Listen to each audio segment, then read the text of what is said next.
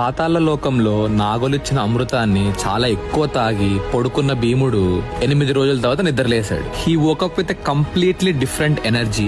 చాలా వేల ఏనుగుల బలంతో నిద్రలేశాడు. భీముడు లేవటం చూసి సర్పరాజు ఇలా అన్నాడు, మహానుభావ, ఇప్పుడు నీలో 10,000 ఏనుగుల బలం ఉంది. నిన్ను యుద్ధంలో ఎవ్వరూ ఓడించలేరు. చక్కగా స్నానం చేసి మా దగ్గర ఫుడ్ తిని ఇంకా ఇంటికి బయలుదేరు. మీ అమ్మ ఇంకా మీ అన్న తమ్ములు టెన్షన్ పడుతూ ఉంటారు అని అన్నాడు. అలా భీముడు స్నానం చేయడానికి వెళ్ళినప్పుడు ఎలాంటి విషాన్నైనా విరిచేసి ఔషధాలన్నీ వేసి ఒక పరమాన్నం చేశారు. అది భీముడికి పెట్టారు. భీముడు శుభ్రంగా తిని ఎక్కడైతే మునిగిపోయాడో ఆ గంగానది ఒడ్డు దగ్గరికి వచ్చేసాడు. భీముడు హస్తినాపురానికి వెళ్లి కుంతిని అన్న తమ్ములందరినీ కలిసి దుర్యోధనుడు చేసిన పనంతా క్లియర్ గా చెప్పాడు. అప్పుడు యుధిష్ఠిరుడు ఏమన్నాడంటే, భీమసేన, ఇప్పుడు పరిస్థితులు మనకు అనుకూలంగా లేవు.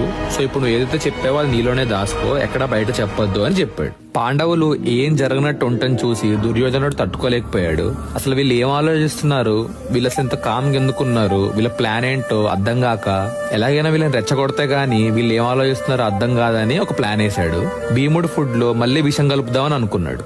ఆ విషయం తప్పని యుయుత్సు చెప్పడానికి ప్రయత్నించాడు. కానీ కౌరవులు ఇతని మాట వినరని చెప్పి ఈ ప్లాన్ అంతా తీసుకెళ్లి భీముడికి చెప్పాడు. విషం ఉందని తెలిసిన భీముడు ఆ ఫుడ్ మొత్తాన్ని తిన్నాడు. అయినా భీముడికి ఏం కాకపోవటం చూసి దుర్యోధనుడు శకుని ఇంకా మిగిలిన కౌరవులతో కూర్చొని వీళ్ళని ఎలా చంపాలి అని ప్లాన్ వేయడం మొదలుపెట్టాడు. రాజమందిరంలో రహస్యాలు ఉండవు. సో ఈ విషయాలన్నీ ధృతరాష్ట్రుడికి తెలిసినా కూడా పెద్దగా పట్టించుకోలేదు. కొన్ని రోజుల తర్వాత వీళ్ళ ఆటలను టైం వేస్ట్ చేస్తున్నారని చెప్పి కౌరవుల్ని పాండవుల్ని కృపాచార్యుల దగ్గరికి విద్య నేర్చుకోవడానికి పంపాడు.